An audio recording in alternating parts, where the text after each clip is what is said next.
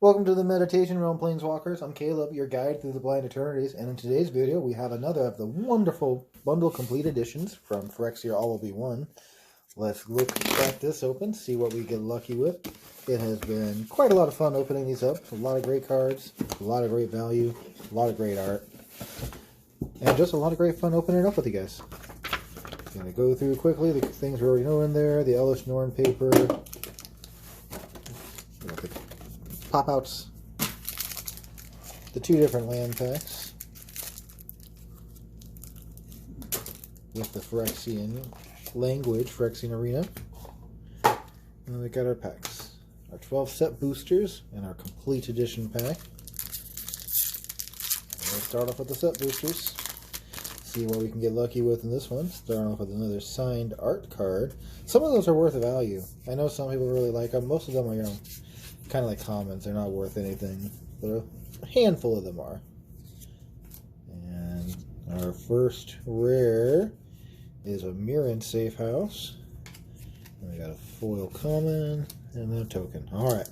Pack number one, starting off with just a rare. It's an okay one, but not one worth any value. Definitely a lot of potential to get value in these packs, but yeah, like any other pack, it always varies. On to the next one here. We have the Filigree Silex for a rare. And then we have a foil uncommon. Alright, on to the next pack. The Filigree Silex is an okay card. I know it's supposed to have like a one-turn combo potential kill with it and Dominus and the land that just came out, Monumental Facade, and like something else. It's super convoluted, but the potential is there. Alright, our rare here is a Copperline Gorge. Always good to get the lands. They're always great to have in the cycle. And then we got a pretty good list hit. Phyrexian Altar is always a strong card. A lot of Commander decks play that. It is the linchpin of a lot of combos. It just sets off your value engine. We got another signed art card. This is a Vraska this time. Yeah, the list slot, very happy with that because you always have a good chance of getting something good. Our rare here is a Karamonix, the Rat King, in its showcase. And then we have a Rhea Ivor, foil common, and then a token. Oops. The Rhea Ivor is only okay. I'm not a big fan of it, to be honest. I've seen some decks try to play it in Commander. You can make a big dude swing at somebody, and instead of dealing damage, you get a bunch of might tokens that could toxic somebody out. But really, I think if you're just going over and getting a 9-power creature going in, and instead of dealing damage, you're getting like 9 toxic, you're probably just going to kill him with 2 or 3 swings with that 9 damage creature anyways, instead of preventing the damage for one turn.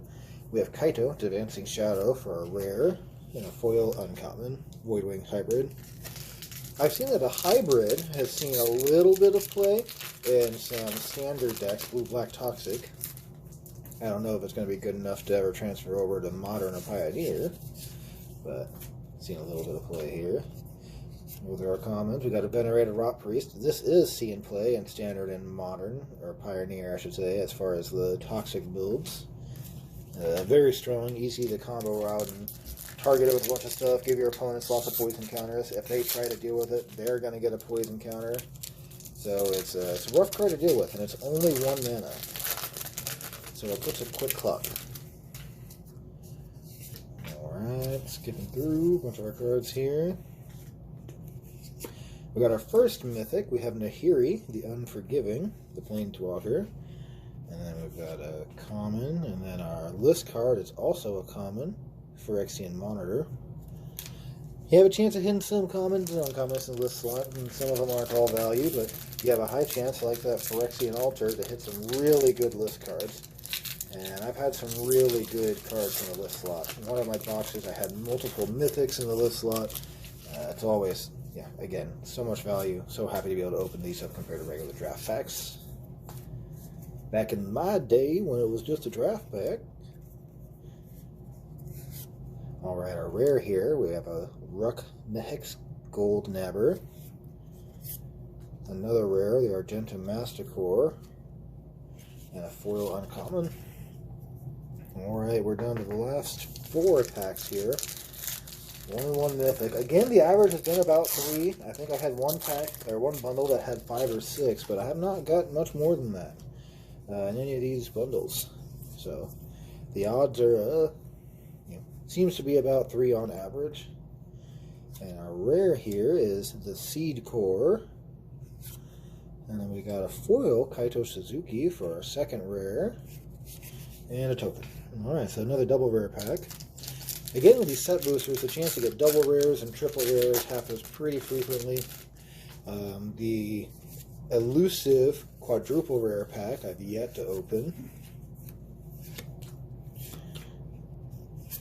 Our first rare here is a Glissa Sunslayer. We got a foil common and then a token. Alright, so only one rare in that pack. We are down to the last 2 packs here. Ooh, so this is the Mirror. What's the art on this guy? Yeah, the Mirror Convert. All I could see was the skull. Yeah, okay, so it is a Mirror. I like the art cards to an extent. They definitely give you a better full perspective of what the artist worked on and some of the detail that actually went into the card. We have a Blade of Shared Souls for our rare. And then we got a foil common. And we are down to our last pack here, Planeswalkers. Thank you for joining me, as always. Always glad to have you here. Let's see what we can get in this last pack. I'll just showcase art again for the art cards. Some of these, I'm curious to see if in the long term any of the art cards will have any value. I know a lot of people like to play some of them, mostly the lands for Commander, but being able to see the full style is a larger breadth than what we have for the normal full arts. Let's go ahead and get through our commons and uncommons. This video went a little faster than some of our other ones because, yeah, we didn't really get too many hits. There was not very many big cards to revel over. I'm hoping we can change it in this last pack. We have Geth, Dane of Contracts, and then we have an Unctus, the Grand Meditect, a foil common, Prologue to Phyrexia, and then a Rogue Token. So, nope, and wow, this is the first bundle that I've opened that I've only had one mythic in the set boosters. So that's the low end of the spectrum, folks. I have seen one. I'm hoping we don't open a 0, but the potential for 1 is out there. So I'm hoping for the redemption here in our Complete Edition pack. Again, this is what's really making it worth it to buy these. There's a lot of value in this regardless. The lands are holding up value. They're likely going to go up in value. I see the individual cards, for the most part, going up in value as well. Simply because they're not likely to redo this art style again. It's something that's probably just going to be unique to this. So these few cards will definitely see an uptick in price if they don't reprint them at this foiling. And a lot of them are mechanically unique, like the Domini and some of the completed Planeswalkers. So we're unlikely to get them again. We're going to go ahead, sweep through our lands here, our beautiful lands. Again, it's only so much you can reveal on camera about how awesome these lands are.